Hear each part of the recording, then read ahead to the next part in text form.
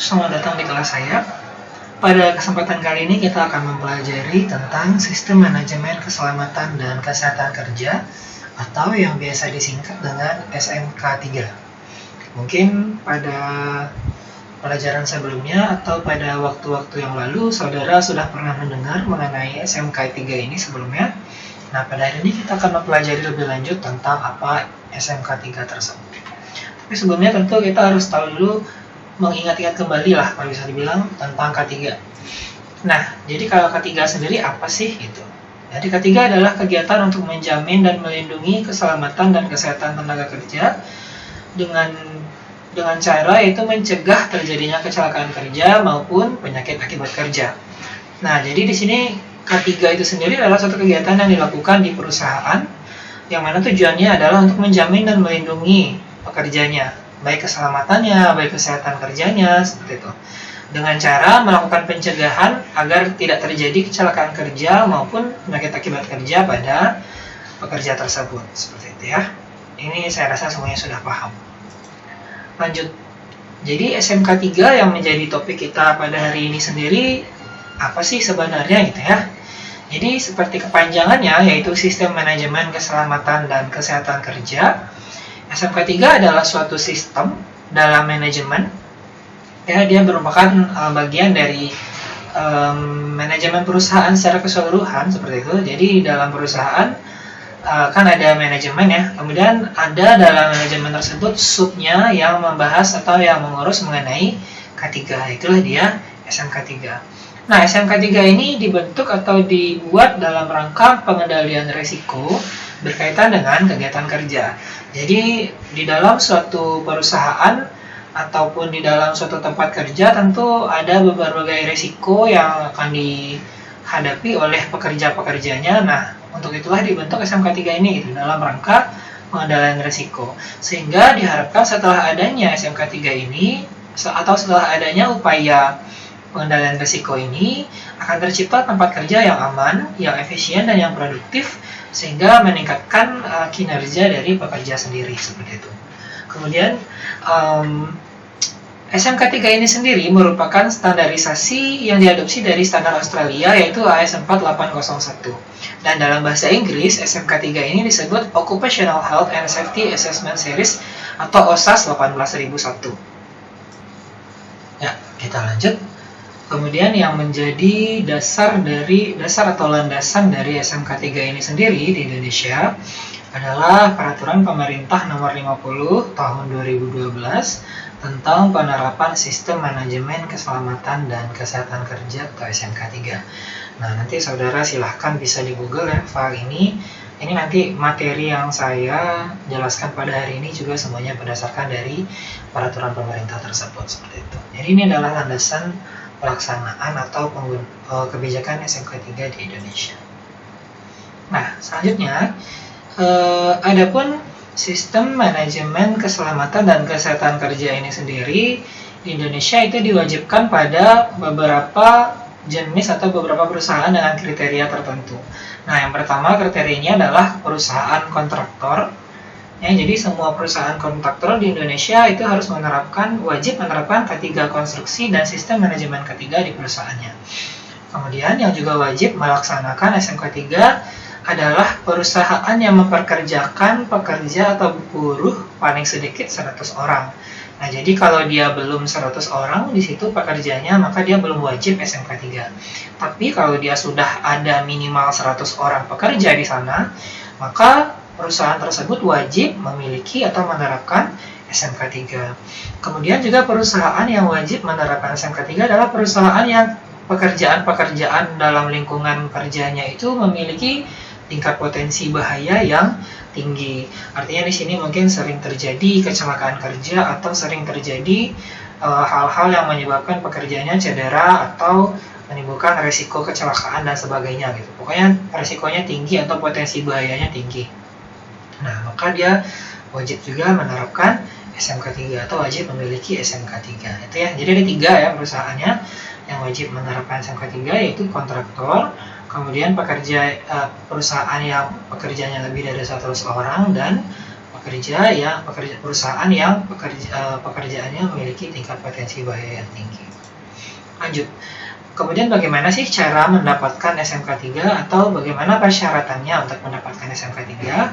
Ya, jadi untuk mendapatkan SMK 3, perusahaan diwajibkan menyusun rencana K3, kemudian dalam menyusun rencana K3 tersebut harus melibatkan ahli K3, kemudian P2 K3 atau panitia pembina keselamatan dan kesehatan kerja, kemudian ada wakil pekerja dan pihak lain yang terkait. Jadi harus ada dulu nih rencana K3-nya di perusahaan tersebut. Kemudian dalam pelaksanaan penyusunan rencana K3 tersebut harus sudah terlibat ahli K3 dan P2 K3 serta wakil dari pekerja. Jadi dalam perusahaan tersebut sudah harus ada dulu ahli K3 dan P2 K3 serta wakil pekerja gitu ya. Jadi kalau di perusahaan tersebut belum ada ahli K3 dan P2 K3, maka dia belum dapat melaksanakan atau belum dapat memiliki SMK 3 seperti itu. Nah, jadi apa sih sebenarnya manfaat dari penerapan SMK 3 ini gitu ya? Yang pertama tentu saja dengan adanya SMK 3, maka perusahaan tersebut akan dapat meningkatkan efektivitas perlindungan K3 di perusahaannya gitu ya. Jadi manfaatnya itu untuk meningkatkan efektivitas perlindungan K3. Jadi kan perlindungan K3 ini sudah ada dilaksanakan atau sudah ada disediakan oleh perusahaan gitu ya. Namun mungkin untuk efektivitasnya dengan SMK 3 inilah dia dapat ditingkatkan gitu ya. Yaitu dengan cara terencana, terukur, terstruktur, dan terintegrasi. Terencana maksudnya perlindungan K3 di perusahaan tersebut artinya sudah terencana dengan baik ya. Kemudian hasilnya dapat diukur atau sasarannya dan capaiannya dapat diukur. Kemudian terstruktur karena dengan adanya SMK 3 maka perlindungan K3 itu akan ada struktur-struktur pelaksananya gitu ya. Jadi dari yang paling atas sampai yang paling bawah, dari tingkat top manajemen sampai di pelaksana dan teknis seperti itu. Dan terintegrasi atau menyeluruh atau melibatkan semua elemen. Lanjut. Manfaat penerapan SMK 3 selanjutnya adalah untuk mencegah dan mengurangi kecelakaan kerja dan penyakit akibat kerja dengan melibatkan manajemen, tenaga kerja atau pekerja, dan serikat pekerja. Nah, jadi dengan adanya SMK 3, maka tingkat kecelakaan kerja dan penyakit akibat kerja di perusahaan akan dapat berkurang seperti itu. Kenapa? Karena di SMK 3 sendiri akan ada nanti komponennya yang melindungi pekerja atau yang mengintervensi kecelakaan kerja yang pernah terjadi sebelumnya, kemudian melakukan perubahan tertentu sehingga kecelakaan tersebut tidak lagi akan dapat terjadi seperti itu ya. Kemudian yang ketiga, manfaat dari penerapan SMK 3 ini adalah untuk menciptakan tempat kerja yang aman, nyaman, dan efisien untuk mendorong produktivitas. Nah, jadi dengan adanya tempat kerja yang sudah bebas dari risiko bahaya kecelakaan kerja, tempat kerja yang sudah nyaman dan sudah cocok untuk bekerja gitu ya, untuk efisien. Nah, akan berdampak pada semakin meningkatnya produktivitas di tempat kerja tersebut seperti itu. Jadi kalau misalnya tempat kerjanya masih kurang aman, kemudian masih kurang nyaman dan belum efisien, maka akan sulit untuk diperoleh suatu produktivitas yang baik gitu ya. Mungkin karena adanya kecelakaan atau karena ada apa segala macam, produktivitas tentu menurun gitu ya dari yang seharusnya seperti itu. Jadi banyak sekali kegunaan atau manfaat dari penerapan SMK 3 ini gitu ya. Dan tujuan penerapannya sendiri tentu saja yaitu mendorong produktivitas dari perusahaan itu sendiri gitu ya, yang nantinya tentu saja meningkatkan keuntungan perusahaan, kemudian mengefisiensi penggunaan dana dan sumber daya seperti itu, kemudian meminimalisir terjadinya kerugian dan lain-lain ya. Jadi banyak sekali. Oh ya, tujuan utamanya juga untuk penerapan SMK 3 ini, tujuan utamanya juga adalah sebagai bentuk pelaksanaan undang-undang. Nah, jadi perusahaan-perusahaan yang sudah memenuhi syarat untuk menerapkan SMK 3 dan mendapatkan sertifikasi SMK 3, namun dia masih belum melaksanakannya, maka dia istilahnya telah menentang undang-undang atau tidak memenuhi kewajiban yang telah ditentukan oleh undang-undang. Maka dia akan nanti bisa mendapatkan permasalahan-permasalahan terkait hukum dan legalitas seperti itu ya. Lanjut. Selanjutnya kita masuk pada prinsip dasar dari SMK 3. Nah, jadi di dalam SMK 3 ini sendiri ada 5 prinsip dasar yang tentunya dilaksanakan gitu ya. Jadi komponen-komponen dasarnya yang dilaksanakan dalam SMK 3 ini ada 5 ya. Yang pertama yaitu dasar penetapan kebijakan. Ini yang pertama ya, penetapan kebijakan dulu. Kemudian setelah adanya penetapan kebijakan, maka perencanaan, dilakukan perencanaan K3. Kemudian setelah dilakukannya perencanaan K3, maka akan dilaksanakan pelaksanaan K3. Kemudian setelah dilaksanakan pelaksanaan K3, maka akan dilaksanakan pemantauan dan evaluasi kinerja K3. Dan setelah dilaksanakan pemantauan serta evaluasi kinerja K3, maka akan dilaksanakan peninjauan dan peningkatan kinerja SMK 3. Jadi ini adalah 5 prinsip dasar SMK 3 yang dilaksanakan dan harus berurutan dari yang pertama sampai yang terakhir ya. Nah, dasar penetapan kebijakan K3 sendiri itu meliputi pembangunan dan pemeliharaan dokumen. Nanti kita akan bahas lebih lanjut ya. Kemudian dasar perencanaan K3 meliputi pembuatan dan pendokumentasian rencana K3. Kemudian pelaksanaan K3 meliputi pengendalian perencanaan dan pengendalian kontrak, pengendalian dokumen, pembelian dan pengendalian produk, keamanan bekerja berdasarkan SMK 3 dan pengelolaan materi dan perpindahannya. Kemudian pemantauan dan evaluasi kinerja K3 meliputi standar pemantauan pengumpulan dan penggunaan data, serta pemeriksaan SMK 3. Sedangkan peninjauan dan peningkatan kinerja SMK 3 meliputi pelaporan dan perbaikan kekurangan. Fokusnya pada yang di stabilo aja ya. Jadi ini adalah 5 prinsip dasar dari SMK 3. Nah, kita masuk yang pertama yaitu mengenai kebijakan. Nah, penetapan kebijakan K3. Nah, untuk melakukan penetapan kebijakan K3 ini, sebelum kita menetapkan kebijakan K3, ya kita tentu saja harus melakukan tinjauan awal kondisi K3 ya. Jadi harus dilihat dulu bagaimana kondisi keselamatan kesehatan kerja di tempat kerja tersebut ya. Jadi lakukan tinjauan awal. Nah, apa saja sih yang dilakukan dalam tinjauan awal? Antara lain ada identifikasi potensi bahaya ya. Kemudian juga dilakukan penilaian dan pengendalian risiko. Nah, ini caranya bermacam-macam ya. Seperti yang sudah saudara pelajari di pertemuan sebelumnya ya tentang investigasi, maka salah satu contoh pelaksanaan identifikasi potensi bahaya, penilaian dan pengendalian risiko ini adalah dengan melakukan investigasi kesehatan kerja ya, atau dengan melakukan job safety analysis seperti itu. Jadi setelah dilakukan identifikasi potensi bahaya yang ada di tempat kerja, maka nanti akan dapat dilakukan penilaian seberapa besar bahaya yang ada tersebut. Kemudian setelah dilakukan penilaian, maka tentu dapat dilakukan pengendalian risiko, yaitu upaya yang dilakukan untuk mengontrol risiko yang telah ditemukan dan yang telah dinilai. Jadi mana yang paling bahaya itu yang akan dilakukan pengendalian terlebih dahulu. Kemudian yang kedua, untuk tinjauan awal juga dilakukan perbandingan penerapan K3 di perusahaan dengan sektor lain yang lebih baik. Nah, jadi dibandingkan tuh bagaimana sih penerapan K3 yang sudah terlaksana di perusahaan itu dengan sektor lain. Ya, kita bandingkan mana yang baik, kita bandingkan dengan yang baik. Ibarat pepatah Minang ya, menjajak kanan, rancak. Jadi kita lihat yang bagus bagaimana sih. Nah, kita bandingkan dengan pelaksanaan yang sudah ada di tempat kita seperti itu. Nah, nanti tentunya akan kita lakukan ATM ya, ambil tiru modifikasi.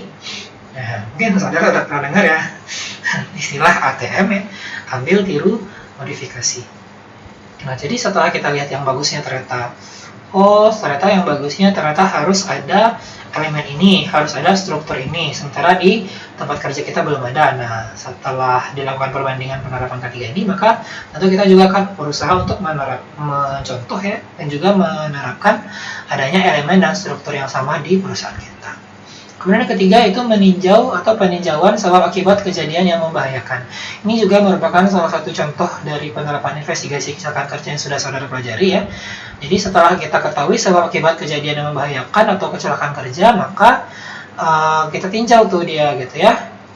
Nanti itu juga masuk dalam identifikasi potensi bahaya. Kemudian tinjauan awal yang kita lakukan juga meliputi kompensasi dan gangguan serta hasil penilaian sebelumnya yang berkaitan dengan keselamatan. Nah, jadi ada kompensasi gitu ya. Jadi tinjauan awal itu ada kompensasi dan gangguan serta hasil penilaian sebelumnya seperti itu ya. Kemudian penilaian efisiensi dan efektivitas sumber daya yang disediakan. Nah, jadi perusahaan tentunya sudah menyediakan sumber daya ya di perusahaan tersebut, apakah sumber daya manusia, apakah sumber dana, apakah sumber daya sarana dan prasarana, seperti itu ya. Nah, untuk tinjauan awalnya tentu kita akan melihat bagaimana efisiensi dan efektivitasnya. Apakah sumber daya tersebut sudah efisien atau perlu ditambah lagi, atau justru mungkin perlu dikurangi seperti itu ya, karena mungkin boros dan semacamnya. Begitu juga dengan efektivitasnya gitu. Apakah sudah efektif sumber daya yang sudah disediakan tersebut atau masih kurang, sehingga kalau bisa ditambah tentu akan meningkatkan produktivitas dan sebagainya ya. Jadi awalnya dilakukan dulu tinjauan awal. Kemudian juga dalam penetapan kebijakan K3 kita harus memperhatikan peningkatan kinerja manajemen K3 secara terus-menerus. Jadi kebijakan-kebijakan yang akan ditentukan atau kebijakan-kebijakan yang akan dirumuskan itu harus memperhatikan apakah nanti manajemen K3 yang sudah ada ini dapat meningkat kinerjanya gitu ya dengan penetapan kebijakan tersebut. Jangan sampai nanti justru dengan kita tetapkan suatu kebijakan K3 maka malah manajemen K3-nya kinerjanya menurun atau efektivitasnya juga menurun seperti itu. Jadi orientasinya tentu adalah untuk meningkatkan atau peningkatan ya. Lanjut, dalam penetapan kebijakan K3 juga kita harus memperhatikan masukan dari pekerja atau buruh dan serikat pekerja atau serikat buruh. Jadi kita tidak boleh menetapkan suatu kebijakan K3 itu secara sepihak seperti itu. Jadi tidak boleh ya. Tetap kita harus mempertimbangkan berbagai masukan dan saran dari pekerja atau buruh maupun serikat pekerja atau serikat buruh yang ada di perusahaan tersebut. Karena bagaimanapun mereka lah yang paling tahu bagaimana pelaksanaan kerja, bahaya apa saja yang ada di sana, kecelakaan kerja apa saja yang sering terjadi di sana, apa saja yang mereka alami, pokoknya dari awal sampai akhir selama bekerja ya, itu kan mereka yang paling tahu. Nah, jangan sampai nanti kita membuat kebijakan K3 tapi kita tidak tahu apa-apa gitu ya. Jadi salah satu caranya adalah kita mendapatkan masukan dari pekerja dan serikat pekerja gitu ya, karena mereka yang paling tahu yang lebih tahu lapangan gitu ya, atau tempat kerja. Meskipun dalam unsur manajerial kita juga melibatkan pihak lain seperti kepala bidangnya, kemudian supervisornya dan lain-lain ya. Kemudian kebijakan-kebijakan K3 yang ditetapkan harus memuat visi dari perusahaan serta visi K3 perusahaan, kemudian tujuan perusahaan, kemudian komitmen yang dipilih oleh perusahaan atau komitmen yang diangkat oleh perusahaan, kemudian kerangka kerja dari perusahaan serta program-program kerja dari perusahaan. Nah, jadi kebijakan itu tuh kebijakan K3 yang dibuat itu harus berhubungan dengan ke-6 poin ini gitu ya. Visinya, tujuan, komitmen, kerangka kerja dan program kerja. 5 elemen ini ya. Jadi kebijakan K3 ini tidak dibuat sembarangan seperti itu. Harus ditentukan siapa yang akan menjalankan, siapa yang nantinya akan dikenai oleh kebijakan ini seperti itu. Lanjut. Perencanaan K3. Nah, jadi seperti yang disampaikan tadi, setelah kita buat kebijakannya, maka selanjutnya adalah perencanaannya ya. Jadi perencanaan K3 ini harus berdasarkan dari kebijakan K3 yang sudah ditentukan seperti itu. Nah, tujuan dari perencanaan K3 ini adalah untuk menghasilkan rencana K3. Nah, itu luaran dari perencanaan K3 ini adalah adanya rencana K3. Nah, rencana K3 ini disusun dan ditetapkan oleh perusahaan atau pengusaha dengan mengacu pada kebijakan K3 yang tadi telah sebelumnya ditetapkan gitu ya. Jadi, kita tidak boleh langsung membuat perencanaan K3. Harus ada dulu kebijakan K3 yang sudah ditetapkan sebelumnya. Karena kita membuat rencana ini berangkat dari kebijakan ini gitu. Jadi, harus ada arah yang jelas seperti itu ya. Jadi, jangan asal-asalan. Kemudian, di dalam perencanaan K3 itu harus kita tuh melibatkan ahli K3, misalnya P2 K3 ya dalam perusahaan, atau memang safety officer-nya gitu ya. Kemudian ya ini dia panitia pembina K3, dia P2 K3. Kemudian wakil pekerja atau buruh, jadi nanti tidak semua pekerjanya yang harus dilibatkan, tapi mungkin perwakilannya saja. Bisa jadi kita pilih nanti dari koordinator lapangannya misalnya, atau pekerja yang mungkin paling banyak shift-nya atau yang paling lama bekerja di sana gitu ya, sehingga dia lebih tahu. Dan pihak lain yang terkait di perusahaan tersebut. Jadi kita kita libatkan semua elemen-elemen di tempat kerja yang mengetahui bagaimana pelaksanaan K3 di sana dan bagaimana apa saja situasi kerja di lapangan di sana, di realnya itu bagaimana ya. Siapa-siapa aja yang tahu itu dilibatkan dalam perencanaan K3. Nah, perencanaan K3 yang dibuat itu harus ada tujuan dan sasarannya gitu ya. Jadi rencana seperti apa yang mau dibuat, harus ada tujuannya dan harus ada sasarannya. Misalnya ini rencana K3-nya dibuat untuk pekerja gitu ya, yang mana tujuannya agar pekerja tidak lagi mengalami kecelakaan kerja dan tidak lagi mengalami penyakit akibat kerja. Nah, misalnya seperti itu gitu ya. Atau misalnya sasarannya adalah manajemen dalam perusahaan. Nah, dia kan tidak terpapar langsung dengan alat dan mesin misalnya. Dia hanya di kantor. Nah, itu tujuannya juga ada tuh. Tujuannya kita membuat rencana K3 pada yang bekerja di kantor misalnya supaya dia tidak mengalami gangguan penglihatan karena terlalu lama melihat laptop atau komputer misalnya ya. Jadi perencanaan K3 itu kita harus tentukan dulu di awal sasarannya siapa dan tujuannya apa. Nah, kemudian kita juga tentukan skala prioritas. Jadi dalam rencana K3 itu mungkin karena anggaran dananya tidak terlalu tidak berlebih gitu ya. Jadi karena anggaran dananya sudah ditentukan juga di awal dan mungkin pas-pasan begitu, maka harus ditentukan skala prioritasnya. Jadi siapa yang lebih dulu akan diperhatikan keselamatan K3-nya gitu ya. Jadi dalam hal ini mungkin misalnya pekerja teknis yang langsung bekerja dengan mesin-mesin besar dan berbahaya seperti itu misalnya ya. Nah, kalau yang di manajerial atau yang top manajemen mungkin tidak terlalu menjadi prioritas utama gitu ya, karena mereka tidak terpapar dengan bahaya yang sama besarnya dengan pekerja yang bekerja dengan mesin-mesin dan pekerja-pekerja yang bekerja di bidang teknis seperti itu. Jadi harus ditentukan prioritasnya. Jadi mana yang didahulukan, mana yang dianggap paling penting, mana yang dianggap paling berbahaya gitu ya. Nah, jadi diprioritaskan. Nah, kemudian juga dalam perencanaan K3 harus ditentukan upaya pengendalian bahaya. Nah, jadi dalam merencanakan perencanaan K3 tentu juga harus kita pikirkan apa-apa saja upaya-upaya yang dapat kita lakukan untuk mengendalikan bahaya yang ada di tempat kerja. Misalnya ada mesin-mesin yang menggunakan pisau yang tajam gitu ya, mata pisau yang tajam sehingga mungkin berbahaya buat pekerja yang memasukkan bahan-bahan produk ke dalamnya. Nah, bisa saja diakali nanti dengan pengendalian berupa disediakan meja yang bentuknya mengikuti bentuk pisau sehingga nanti pekerja tidak perlu menyodor-nyodorkan tangannya gitu ya. Jadi dia cukup meletakkan produknya di atas meja, nanti mejanya itu sendiri yang sesuai bentuknya akan mendukung produk tersebut terpotong dengan mesin gitu ya. Jadi tidak melukai atau tidak mengancam pekerja gitu ya. Kemudian penetapan sumber daya.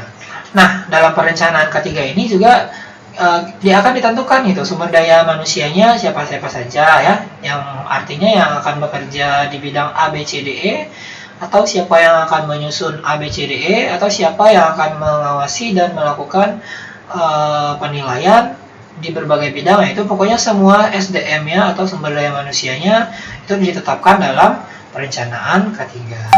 Selain itu juga ditentukan sumber daya manusianya, sumber daya sarana dan prasarananya gitu ya. Jadi SDM yaitu manusianya, kemudian sumber daya sarana prasarana itu dari alat-alat dan fasilitas yang disediakan oleh perusahaan. Kemudian sumber daya dana atau sumber dana sumber daya manusia, sumber daya sarana prasarana, dan sumber dana. Jadi sumber daya itu ada 3 ya. Tidak hanya manusianya aja, tapi juga sarana prasarana yang disediakan perusahaan serta dana yang tersedia atau anggaran yang tersedia untuk melaksanakan K3 di perusahaan tersebut gitu ya. Nah, dalam perencanaan K3 kemudian juga tentu harus ditentukan jangka waktu pelaksanaannya. Apakah rencana K3 yang akan dilakukan ini pelaksanaannya adalah 1 bulan misalnya ya, atau nanti diganti lagi bulan berikutnya seperti itu, atau dalam catur bulan misalnya sekali 3 bulan ya, atau misalnya 1 semester dalam sekali 6 bulan, atau dalam 1 tahun jangka pendeknya misalnya, atau dalam jangka panjang misalnya dalam jangka waktu 10 tahun, 20 tahun gitu ya. Jadi ditentukan nih jangka waktu pelaksanaannya. Kenapa? Karena bisa saja nanti waktu pelaksanaannya ini bertambah pendek atau bertambah panjang tergantung kebutuhan, seperti itu. Atau bisa saja nanti terjadi hal-hal yang menyebabkan harus dirubah lagi perencanaan ketiganya. Mungkin karena sudah tidak sesuai seperti itu ya, maka harus ditentukan nih jangka waktu pelaksanaannya. Nah, misalnya dengan mengikuti jadwal audit misalnya ya, atau jadwal inspeksi dari pemerintah atau dari pihak-pihak yang melakukan inspeksi misalnya.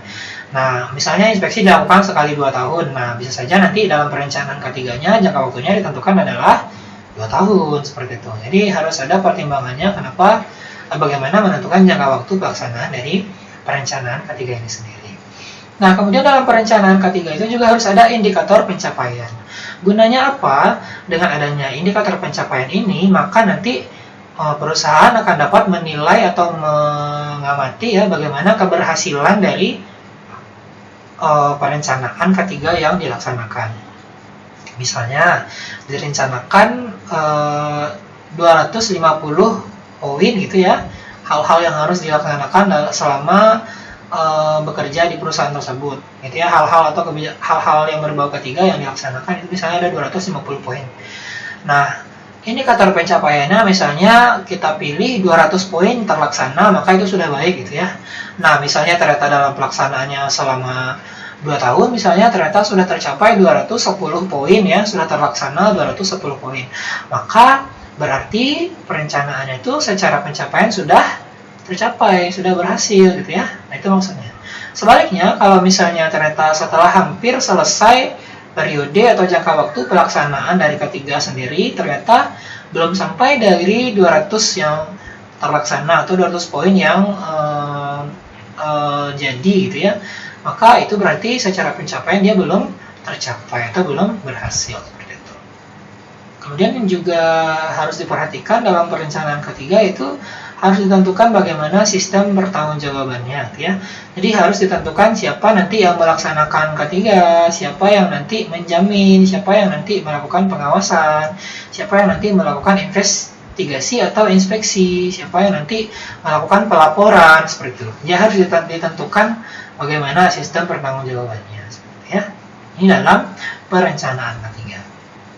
Nah, jadi yang pertama tadi ada kebijakan, kemudian yang kedua ada perencanaan, maka selanjutnya adalah pelaksanaan ketiga gitu ya, pelaksanaan ketiga.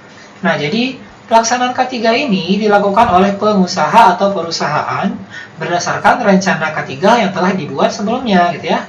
Kemudian didukung oleh sumber daya manusia di bidang ketiga, kemudian didukung juga oleh sumber daya prasarana dan sarana yang disediakan oleh perusahaan gitu ya, seperti adanya organisasi bidang ketiga, kemudian ada anggaran dana, kemudian prosedur, instruksi kerja dan lain-lain ya. Jadi pelaksanaan ini seperti yang tadi saya sampaikan, itu harus berdasarkan rencana ketiga yang sudah dibuat gitu ya. Jadi tidak boleh melenceng dari rencana yang sudah dibuat gitu.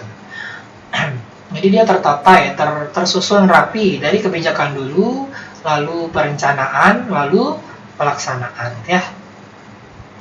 Nah, didukung dengan sumber daya manusia, itu SDM yang ada di perusahaan, khususnya di bidang ketiga ya. Misalnya ahli ketiga atau P2K3 dan lain-lain ya. Terus juga harus didukung oleh prasarana sarana yang memadai. Jangan sampai nanti rencana ketiganya luar biasa ya. Misalnya kayak nanti pekerja kita jamin jauh dari bahaya dari alat-alat tajam gitu. Sementara ternyata dalam pelaksanaannya mereka tidak menyediakan sarana untuk perlindungan diri atau APD gitu ya, sehingga bohong, sama aja bohong gitu ya. Tidak cocok gitu ya dengan yang mereka bilang dengan yang mereka laksanakan. Nah, seperti adanya organisasi bidang ketiga, anggaran dana, prosedur, instruksi kerja dan lain-lain. Ini juga adalah sarana yang disediakan oleh perusahaan dalam melaksanakan K3. Kemudian yang kedua, pelaksanaan K3 ini kegiatan-kegiatannya meliputi yang pertama itu adanya tindakan pengendalian, kemudian yang kedua adanya tindakan perancangan atau desain atau rekayasa. Nah, jadi yang ketiga ada prosedur dan instruksi kerja, Yang keempat ada penyerahan sebagian pelaksanaan pekerjaan. Yang kelima ada pembelian atau pengadaan barang dan jasa. Yang keenam ada produk akhir. Yang ketujuh ada upaya menghadapi keadaan darurat, kecelakaan, dan bencana industri, serta rencana dan pemulihan keadaan darurat.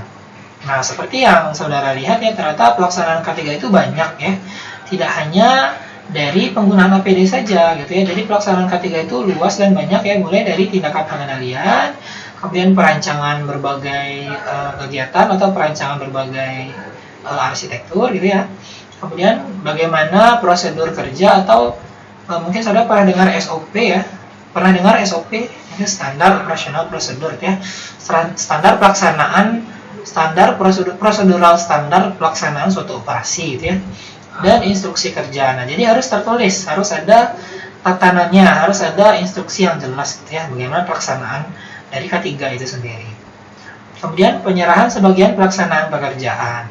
Kemudian pembelian dan pengadaan barang dan jasa. Ini juga harus ditentukan nih bagaimana K3 saat pembelian dan pengadaan barang serta jasa. Karena biasanya terutama pada benda-benda yang berat ya, atau barang-barang produk-produk yang berat, ini berbahaya ya, menimbulkan berbagai risiko dan potensi bahaya bagi pekerjanya.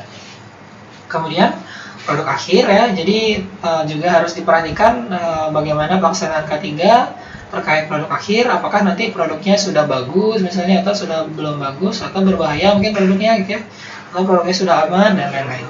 Kemudian upaya menghadapi keadaan darurat, kecelakaan, dan bencana industri. Nah, ini mungkin saudara sudah tahu ya, bahwa memang pelaksanaan K3 ini akan banyak sekali diperhatikan atau banyak sekali fokusnya itu diamati saat menghadapi keadaan darurat ya, misalnya terjadi kecelakaan atau bencana industri. Bisa jadi nanti mesinnya rusak gitu ya, atau bisa jadi mesinnya meledak gitu ya, sehingga terjadi bencana industri dan lain-lain. Kemudian yang terakhir, pelaksanaan K3 ini juga meliputi rencana dan pemulihan keadaan darurat. Ini dalam hal perbaikan akibat dari kecelakaan atau bencana industri gitu ya, atau istilahnya revitalisasi dan rehabilitasi seperti itu ya. Nah, jadi pelaksanaan K3 juga harus mencakup sampai ke sana gitu ya. Jadi dari awal sampai akhir itu harus diperhatikan ya, itu terkait pelaksanaan K3. Nah, jadi sudah ada 3 tuh pelaksanaan K3. Oh, belum, masih ada tambahan sedikit lagi ya. Jadi kegiatan pelaksanaan K3 ini harus dilaksanakan berdasarkan adanya identifikasi bahaya, penilaian, dan pengendalian risiko dulu gitu ya. Jadi tidak langsung dilaksanakan. Selain dibuat rencana, juga dia harus berdasarkan 3 hal ini nih, identifikasi bahaya, penilaian, dan pengendalian risiko. Kemudian harus juga berdasarkan potensi bahaya, investigasi, dan analisa kecelakaan. Jadi tidak boleh kita langsung melaksanakan pelaksanaan K3 ini begitu saja tanpa ada pertimbangan-pertimbangan gitu ya. Selain juga dia sudah direncanakan terlebih dahulu. Nah, rencana itu juga tadi lupa mungkin saya sampaikan ya.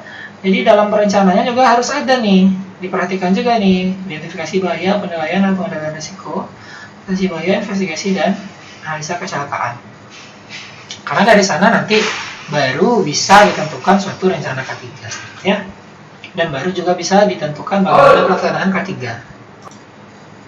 Nah, dalam pelaksanaan K3, perusahaan harus 1. Menunjuk sumber daya manusia yang mempunyai kompetensi kerja dan wewenang di bidang K3. Jadi tidak boleh ya sembarangan.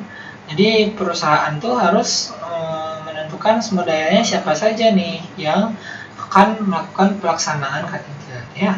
Dan orang tersebut harus mempunyai kompetensi kerja atau kompetensi di bidang K3 dan kewenangan di bidang K3.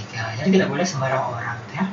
Walaupun dalam prosesnya pelaksanaan kerja itu memang hampir semua elemen di perusahaan itu terlibat gitu ya. Tapi yang berwenang nanti untuk melakukan berbagai hal dalam pelaksanaan K3 itu tentu SDM tertentu yang sudah ditunjuk oleh perusahaan. Kemudian yang kedua, melibatkan seluruh pekerja dan buruh. Ini ya karena mereka adalah orang-orang yang paling tinggi risiko kecelakaan kerjanya atau risiko PAK-nya ya, penyakit akibat kerjanya gitu ya. Atau mereka lah yang akan paling banyak nanti berhubungan dengan bagaimana pelaksanaan K3 ya, karena mereka nanti yang bekerja. Kemudian dalam pelaksanaan K3, perusahaan juga harus membuat petunjuk K3 yang harus dipatuhi oleh seluruh pekerja atau buruh atau orang lain selain pekerja atau buruh yang berada di perusahaan dan pihak yang terkait. Nah, misalnya ini seperti adanya rambu-rambu ya yang dibuat oleh perusahaan, atau poster-poster yang berisi instruksi, atau poster-poster tanda larangan, poster-poster tanda bahaya, poster-poster rambu-rambu jalan, dan lain-lain gitu ya. Jadi harus ada petunjuk ketiga yang ditempelkan atau yang diletakkan di berbagai tempat di tempat kerja. Dan pekerja harus patuh terhadap petunjuk ketiga tersebut seperti itu. Karena mereka lah yang melaksanakan ketiga itu gitu ya. Kemudian dalam pelaksanaan ketiga, perusahaan juga harus membuat prosedur informasi. Nah, jadi tidak boleh sembarangan beredar. Jadi jangan sampai mulut ke mulut katanya gitu ya. Jadi harus ada prosedur informasi yang resmi dari perusahaan. Kemudian perusahaan juga harus membuat prosedur pelaporan. Artinya nanti bagaimana pelaksanaan ketiga yang sudah berjalan itu harus ada laporannya, dan harus dibuat bagaimana prosedur dari pelaporan pelaksanaan ketiga tersebut seperti itu ya. Dan yang terakhir, dalam pelaksanaan ketiga, perusahaan juga harus mendokumentasikan seluruh kegiatan. Jadi semua kegiatan yang sudah dijalankan itu harus didokumentasikan seperti itu ya. Nah, ini adalah langkah ketiga yaitu pelaksanaan ketiga. Kemudian kita lanjut pada langkah keempat, apa itu? Yaitu pemantauan dan evaluasi kinerja K3 ya. Pemantauan dan evaluasi kinerja K3. Nah, pemantauan dan evaluasi kinerja K3 ini itu dilakukan melalui pemeriksaan, pengujian, pengukuran, dan audit internal SMK 3 dilakukan oleh sumber daya manusia yang kompeten. Nah, jadi pemantauan dan evaluasi kinerja K3 ini bagaimana cara melakukannya? Itu dengan pemeriksaan ya. Jadi diperiksa apakah pelaksanaan K3 itu sudah baik atau belum gitu ya. Kemudian pengujian, itu diuji apakah pelaksanaan K3 yang sudah berjalan itu sudah baik atau sudah sesuai atau sudah efisien atau belum gitu ya. Sudah berhasil atau belum menghilangkan kecelakaan kerja dan penyakit akibat kerja misalnya gitu ya. Kemudian pengukuran, itu dari mengukur seberapa besar tingkat keberhasilan atau tingkat kegagalannya gitu ya, atau capaiannya bagaimana gitu ya. Dan audit internal ini adalah penilaian yang dilakukan oleh pihak dalam perusahaan sendiri gitu ya. Jadi SMK 3 yang sudah ada itu atau penerapan K3 yang sudah ada itu harus ada auditnya, harus ada pihak dalam yang melakukan audit atau penilaian gitu ya. Dengan menggunakan atau yang dilakukan oleh sumber daya manusia yang kompeten. Jadi tidak boleh sembarangan orang gitu ya. Jadi yang melakukan pemantauan dan evaluasi kinerja K3 harus sumber daya manusia yang kompeten. Kemudian pemantauan dan dalam pemantauan dan hasil evaluasi kinerja K3 ini nantinya akan dilaporkan hasilnya itu ya pada pengusaha atau perusahaan sehingga dapat dijadikan landasan pertimbangan untuk melakukan tindakan perbaikan. Jadi dengan adanya pemantauan dan evaluasi, perusahaan akan dapat menentukan bagaimana seharusnya ke depannya, ya, bagaimana sebaiknya ke depannya. Seperti itu.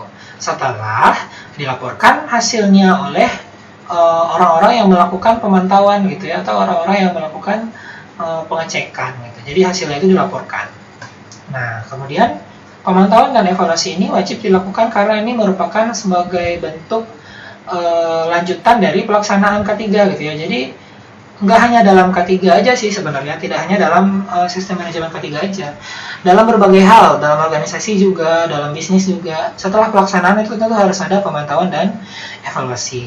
Yang gunanya untuk melihat sejauh mana keberhasilannya, sejauh mana capaiannya, sejauh mana keuntungan kerugiannya, seperti itu. Ya, harus dilakukan pemantauan dan evaluasinya. Lanjut.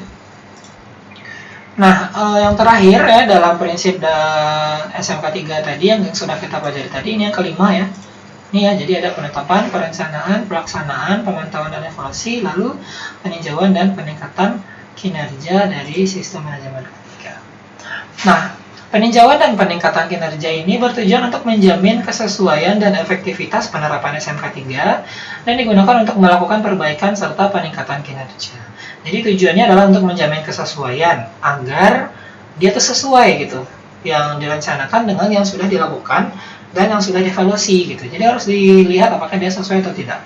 Kemudian peningkatannya harus dilihat juga, atau efektivitasnya harus dilihat gitu ya, bagaimana penerapan dari SMK 3 itu, sehingga bisa kita tentukan bagaimana peningkatan kinerjanya gitu ya. Jadi kalau tidak dilihat bagaimana efektivitas penerapan SMK 3, tentu kita tidak tahu apakah dia sudah baik atau belum gitu ya. Jadi kita tidak dapat menentukan langkah selanjutnya, apakah kita perbaiki, atau kita biarkan saja, atau kita tingkatkan, atau kita diamkan saja dan sebagainya ya. Kemudian peninjauan dan peningkatan kinerja ini dilakukan terhadap kebijakan, perencanaan, pelaksanaan, pemantauan, dan evaluasi. Nah, langkah kelima ini dilakukan terhadap langkah pertama, langkah kedua, langkah ketiga, dan langkah keempat tadi gitu ya. Ya, jadi peninjauan dan peningkatan kinerja SMK 3 ini dilakukan terhadap tahapan-tahapan yang tadi sebelumnya di awal yang sudah dilakukan gitu ya, mulai dari kebijakan sampai pemantauan dan evaluasi gitu. Jadi ditinjau sama dilihat bagaimana apakah dia meningkat atau tidak seperti itu ya. Kemudian perbaikan yang dimaksud di sini ya, ini ada tadi kita bilang tujuannya adalah untuk perbaikan gitu ya. Nah, perbaikan yang dimaksud ini dilakukan berdasarkan perubahan perundangan, perubahan produk, perubahan struktur, hasil kajian, kecelakaan kerja, dan lain-lain. Jadi, setiap usaha-usaha perbaikan yang kita lakukan setelah kita menerapkan SMK 3 ya, itu harus berdasarkan berbagai hal gitu ya. Misalnya, terjadi perubahan perundang-undangan, misalnya undang-undang yang mengatur tentang SMK 3 di perusahaan itu misalnya ada pasal yang bertambah misalnya ya, biasanya seperti itu ya, jadi amandemen undang-undang atau amandemen peraturan pemerintah. Nah, ternyata ada pasal yang berubah atau ada pasal tambahan, maka tentu kita juga akan mencocokkan semua tahapan dari SMK 3 yang kita lakukan di perusahaan gitu ya. Jadi kita lakukan perbaikan di sini, di kebijakannya, di perencanaannya, di pelaksanaannya, di pemantauannya, dan evaluasi. Kemudian perubahan produk, misalnya di dalam perusahaan kita itu awalnya kita membuat memproduksi sepatu ya misalnya, ternyata dalam perkembangannya karena beruntung bisa jadi misalnya, maka kita juga kemudian membuat sandal gitu ya. Jadi tidak hanya sepatu saja, lagi juga ada sandal. Nah, maka kita harus melakukan perbaikan juga terhadap atau perubahan juga ya terhadap kebijakannya, perencanaannya, pelaksanaannya, pemantauannya, dan lain-lain. Kemudian perubahan struktur misalnya ya, seperti adanya pergantian top manajemen misalnya, perubahan pergantian CEO misalnya ya, atau perubahan bos besarnya misalnya, atau perubahan pihak-pihak yang melakukan K3 misalnya. Nah, itu tentu juga harus ditinjau ya untuk melihat bagaimana peningkatan kinerja. Nah, dan dilakukan perbaikan di sana seperti itu. Jadi perbaikannya harus ada pertimbangannya dengan perubahan struktur juga. Kemudian hasil kajian kecelakaan kerja. Nah, biasanya setelah dilaksanakan kajian kecelakaan kerja, tentu kita akhirnya jadi tahu ya bahwa ternyata SMK 3 yang sudah dilakukan itu masih belum efektif karena masih ada kecelakaan kerja yang terjadi misalnya. Nah, maka kita lakukanlah perbaikan atau perubahan-perubahan pada semua elemen SMK 3 yang tadi kita sudah lakukan di awal ya. Jadi kita lakukan lagi perbaikan di kebijakan, kita lakukan lagi perbaikan di perencanaan, kita lakukan lagi perbaikan di pelaksanaan, kita lakukan lagi perbaikan di pemantauan, dan juga evaluasi. Oke, itu kira-kira 5 prinsip dasar dari SMK 3 ya. Kemudian kita masuk pada penilaian. Jadi setelah SMK 3 itu dilakukan gitu ya, jadi setelah sampai tadi yang pada tahap yang kelima ya, dari peninjauan dan dari peninjauan SMK 3 dan peningkatan kinerja SMK 3, kan tadi sudah disampaikan juga bahwa kita akan melakukan audit. Jadi audit yang di sini, tapi audit yang dimaksud adalah audit eksternal ya, beda dengan audit internal. Kalau audit internal itu yaitu nih di tahap 4 dan 5 ya. Nah, ini dilakukan oleh internal perusahaan ya. Jadi pemantauan dan evaluasi kinerja K3 itu dilakukan oleh orang-orang di dalam perusahaan ya. Begitu juga yang kelima ya, dilakukan oleh orang-orang dalam perusahaan. Tapi penilaian dan audit SMK 3 yang dimaksud di sini dilakukan oleh pihak eksternal atau orang yang berada di luar dari perusahaan. Nah, jadi apa sih yang dimaksud dengan audit SMK 3? Audit SMK 3 adalah pemeriksaan secara sistematis dan independen terhadap pemenuhan kriteria yang telah ditetapkan untuk mengukur suatu hasil kegiatan yang telah direncanakan dan dilaksanakan dalam penerapan SMK 3 di perusahaan. Nah, jadi setelah SMK 3 dilakukan oleh perusahaan dan perusahaan juga sudah melakukan evaluasi sendiri dari pihak internalnya, maka nanti akan dilakukan pemeriksaan secara sistematis dan independen oleh pihak ketiga gitu atau pihak luar. untuk melihat bagaimana keberhasilan dari SMK 3 yang sudah ada, bagaimana efektivitasnya, bagaimana keberhasilannya gitu ya. Nah, jadi juga akan dilakukan oleh pihak lain yang disebut dengan audit SMK 3. Nah, perusahaan yang telah melaksanakan penerapan SMK 3 ini selanjutnya akan dinilai penerapan SMK 3-nya melalui audit eksternal oleh lembaga audit yang telah diakreditasi atau yang telah ditunjuk oleh menteri. Misalnya, ini ada contoh, ada sebuah perusahaan namanya PT Amarta Multisinergi ya, dan dalam pelaksanaan SMK 3-nya dia ingin melihat bagaimana efektivitas audit SMK 3-nya, efektivitas pelaksanaan SMK 3-nya, maka dia bekerja sama dengan lembaga audit yang telah diakreditasi oleh menteri untuk melihat atau menilai bagaimana pelaksanaan SMK 3 di perusahaannya. Nah, misalnya lembaga yang dia ajak kerjasama ya adalah PT Mutu Agung Lestari ya. Misalnya, ini adalah PT yang telah terakreditasi dalam Kemenaker misalnya ya. Nah, jadi nanti pihak ketiga inilah yang akan mengecek apakah SMK 3-nya sudah bagus atau belum gitu ya. Dan dia juga tidak boleh sembarangan ya, harus yang sudah terakreditasi oleh menteri atau yang khusus ditunjuk oleh menteri. Nah, kemudian hasil dari audit SMK 3 itu nanti akan dilaporkan kepada menteri dengan tembusan kepada Menteri Pembina Sektor Usaha, Gubernur, Bupati atau Wali Kota sebagai bahan pertimbangan dalam upaya peningkatan SMK 3. Ini tipe ya, ini maksudnya adalah sektor. Seperti itu. Jadi hasil audit tersebut harus dilaporkan karena nanti itulah yang akan menjadi landasan dari pertimbangan meningkatkan SMK 3 di perusahaan tersebut. Misalnya, kalaupun ternyata menurut perusahaan SMK 3 dia sudah bagus, tapi ternyata menurut lembaga audit belum bagus, maka nanti akan dapat diberikan instruksi agar meningkatkan SMK 3 yang sudah dilaksanakan di perusahaannya, seperti itu ya. Lanjut. Pengawasan SMK 3. Nah, jadi setelah dilakukan pelaksanaan SMK 3 yang mulai dari tinjauan, dari pembuatan kebijakan, kemudian perencanaan, kemudian pelaksanaan, kemudian evaluasi, kemudian peninjauan, kemudian sudah dilakukan juga audit, maka dilakukan pengawasan SMK 3. Nah, ini juga dilakukan bukan dari perusahaan. Yang dilakukan perusahaan hanya 5 tahap tadi gitu ya, mulai dari kebijakan sampai kepada peninjauan. Sedangkan audit dan pengawasan itu dilakukan oleh orang atau pihak luar perusahaan. Nah, dalam hal ini pengawasan SMK 3 dilakukan oleh pengawas ketenagakerjaan pusat, provinsi, dan atau kabupaten kota sesuai dengan kewenangannya. Misalnya, yang melakukan pengawasan di Kota Padang misalnya adalah pengawas ketenagakerjaan yang di area Padang gitu ya. Nanti dia mungkin mengawasi SMK 3 di misalnya PT Semen Padang, kemudian PT Lembah Karet Padang, seperti itu ya, yang berada di area Padang atau yang berada di wilayah kewenangan dari pengawas ketenagakerjaan Padang. Kemudian hasil pengawasan SMK 3 akan digunakan sebagai dasar dalam melakukan pembinaan. Nah, misalnya ternyata SMK 3-nya belum baik, maka nanti akan diutus tuh pihak-pihak yang melakukan pembinaan ke sana sehingga dia dapat meningkatkan SMK 3-nya gitu ya. Jadi dia berlapis-lapis. Mulai dari dia melakukan SMK 3 dulu, lalu dia melakukan audit internal dalam perusahaannya sendiri.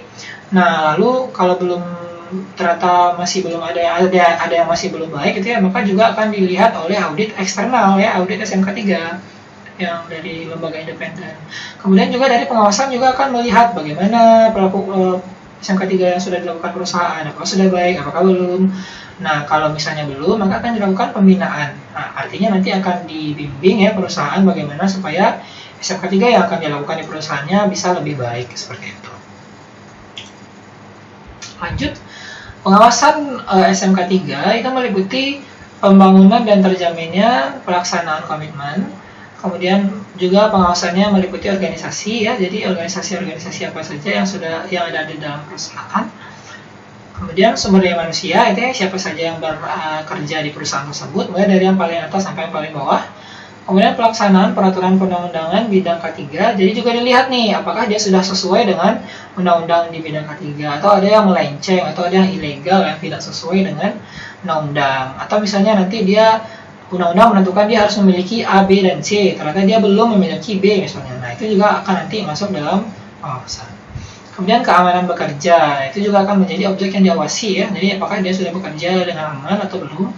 Kemudian pemeriksaan, pengujian, dan pengukuran penerapan SMK 3. Nah, nanti juga akan diawasi bagaimana pemeriksaan dari SMK 3, pengujian SMK 3, dan pengukuran penerapan SMK 3 yang dilakukan oleh perusahaan maupun oleh audit eksternal. Kemudian pengendalian keadaan darurat dan bahaya industri, ya, jadi akan diawasi bagaimana upaya pengendalian yang disediakan oleh perusahaan kemudian ketika terjadi keadaan darurat atau kecelakaan gitu ya, atau bencana industri dan lain-lain ya. Kemudian juga akan dilakukan pengawasan bagaimana pelaporannya, kemudian bagaimana perbaikan kekurangan yang sudah dilakukan gitu ya. Jadi semuanya tidak boleh dilepas tangankan saja gitu. Jadi semuanya harus diawasi gitu ya. Terakhir adalah tindak lanjut audit. Jadi setelah ada audit, tentu kan sudah dilakukan suatu tindak lanjut sebagai bentuk sebagai bentuk lanjutan dari adanya audit.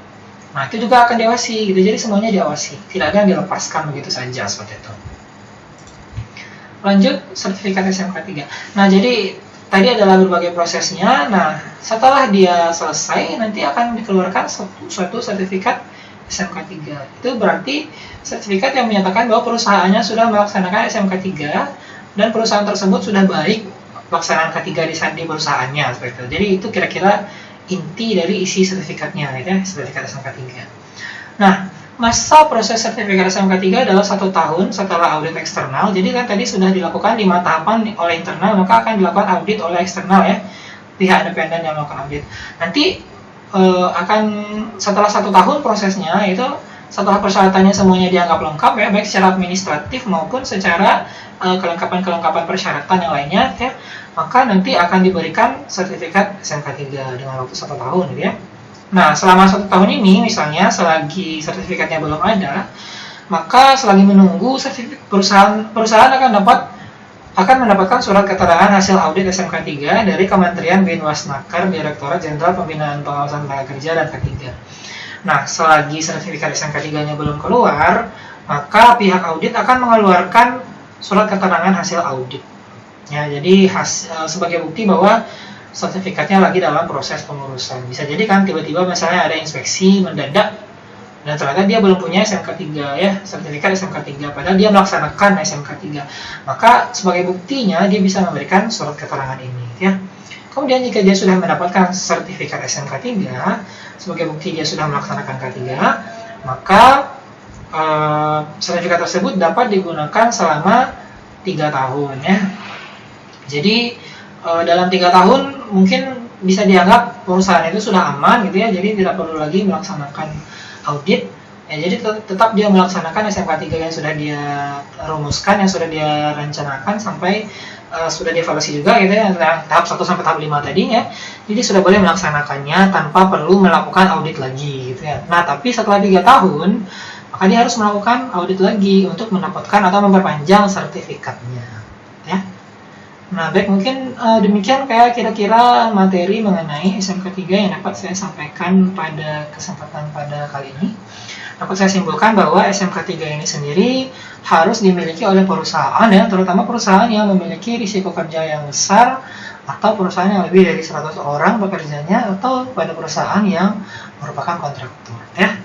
Kemudian juga SMK 3 ini perlu dilaksanakan untuk meningkatkan keamanan tempat kerja, kenyamanan tempat kerja, untuk meningkatkan produktivitas kerja, sehingga untuk meningkatkan kesejahteraan pekerja, untuk menurunkan risiko kecelakaan pekerja, untuk menurunkan potensi bahaya yang ada di tempat kerja. Pokoknya untuk bagaimana supaya tempat kerja itu bagus, seperti itu. Terhindar dari kecelakaan kerja, minim risiko, minim bahaya, kemudian nyaman, aman, tentram, gitu ya. Seperti itu. Dan tahap-tahapannya ada 5 ya dari sistem manajemen keselamatan dan kesehatan kerja ini sendiri. Jadi pelaksanaannya atau penerapannya itu prinsip dasarnya ada 5 ya. Yang pertama itu kebijakan, yang kedua perencanaan, yang ketiga pelaksanaan, yang keempat evaluasi dan penilaian, yang kelima adalah peninjauan bagaimana peningkatan SMK 3 ya. Kemudian setelah dilaksanakan maka akan dilakukan lagi namanya audit SMK 3 ya oleh lembaga independen di luar perusahaan. Nah, setelah dilakukan audit maka juga nanti akan dilaksanakan pengawasan oleh pihak-pihak yang berwenang melakukan pengawasan baik di tingkat kota, kabupaten kota maupun provinsi bahkan maupun pusat. Nah, nantinya sebagai luaran Perusahaan yang sudah melaksanakan SMK 3-nya dengan baik sampai audit dan pengawasan akan dikeluarkan suatu sertifikat yang dinamakan sertifikat SMK 3, yang mana nanti sertifikat tersebut berfungsi sebagai dokumen resmi yang menyatakan bahwa perusahaan tersebut telah menjalankan K3-nya dengan baik dan telah memiliki sistem manajemen keselamatan dan kesehatan kerja, seperti itu. Nah, baik, demikian saja materi pada kesempatan kali ini yang dapat saya sampaikan. Mohon maaf apabila ada kekurangan dan ketidaksempurnaan. Semoga saudara dapat memahami semua yang telah saya jelaskan tadi. Demikian saja, saya akhiri. Selamat bekerja, selamat belajar, dan selamat mengerjakan tugas ya. Terima kasih. Assalamualaikum warahmatullahi wabarakatuh.